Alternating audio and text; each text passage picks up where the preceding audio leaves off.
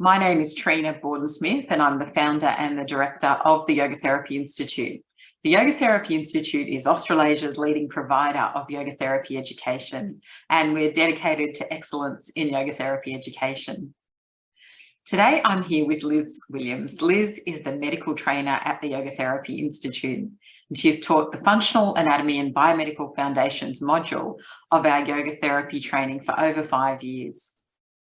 Liz is a specialist trainer in the area of yoga and seniors, and she's also delivered a range of other workshops, including yoga and chronic diseases, yoga for seniors, yoga and healthy aging, and yoga and long COVID.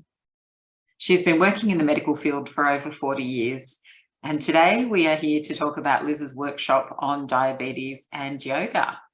So Liz, welcome. Why is it so important that yoga teachers and yoga therapists learn about diabetes?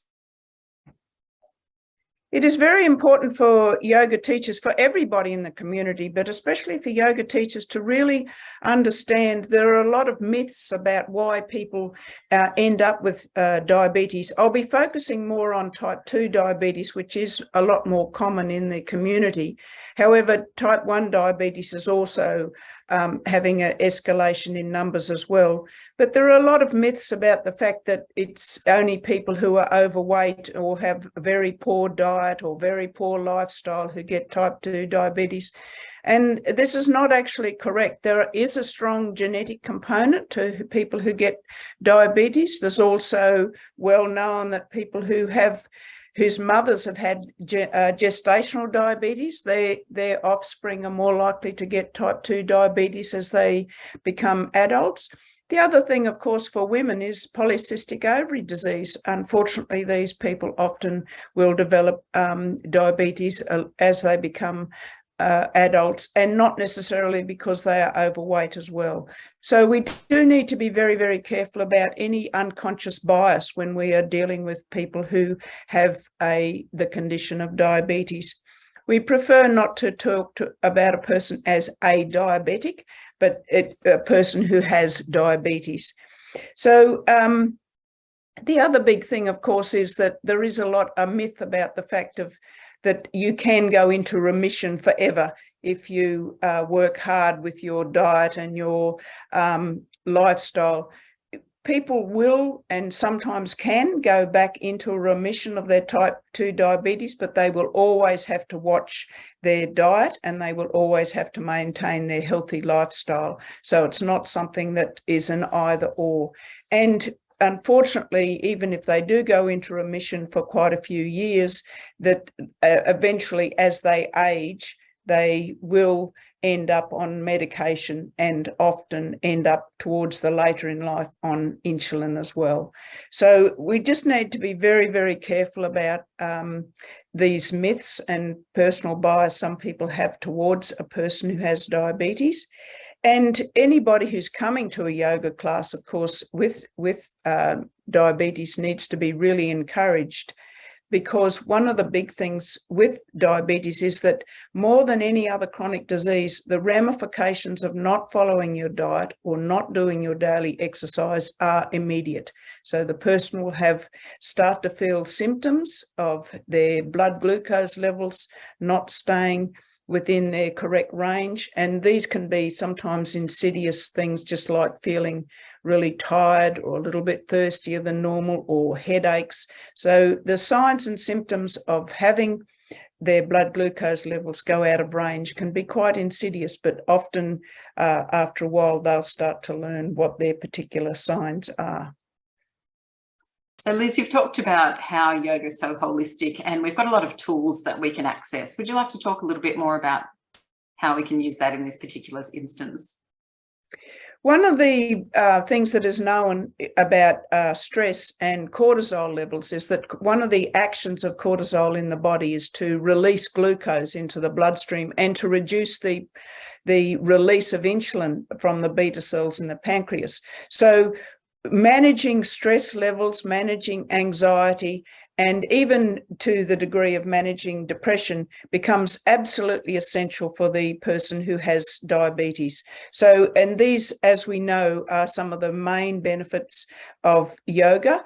that we can really have absolutely excellent interventions with our yoga for managing some of these conditions and helping the person who has diabetes really understand that this is also part of the holistic nature of managing their diabetes, because often in the mainstream health world, there's a big focus on diet. And yes, the person with diagnosed with diabetes will see a diabetic educator and a dietitian.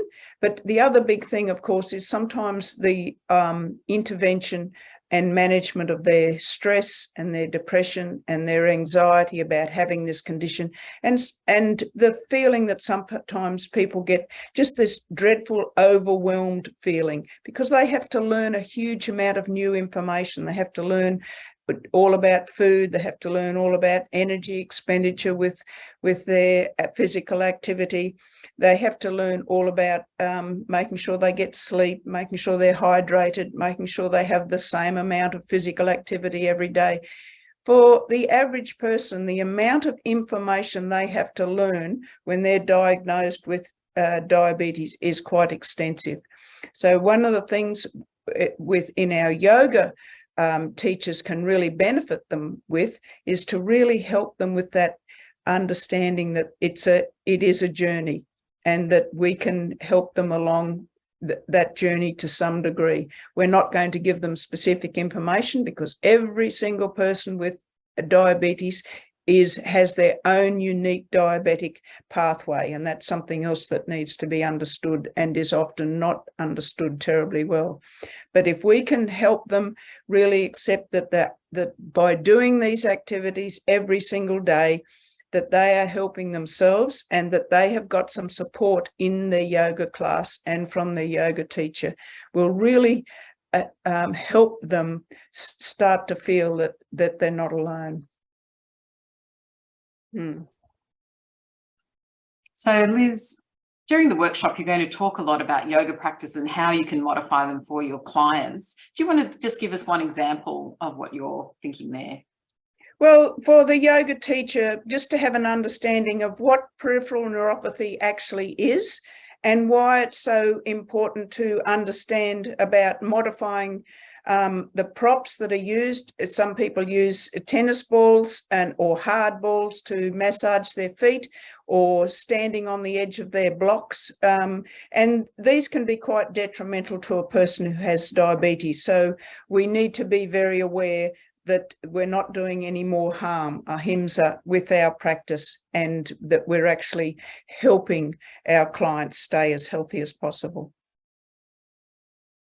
Thanks very much, Liz. We hope you can join us for Liz's diabetes and yoga workshop.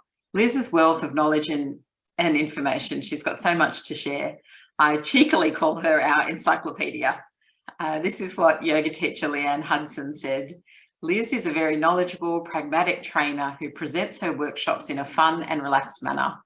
Leanne has done a number of workshops with Liz, both online and in person, and she's a yoga teacher. So you will have access to the recording for 12 months, so you can revisit the course material.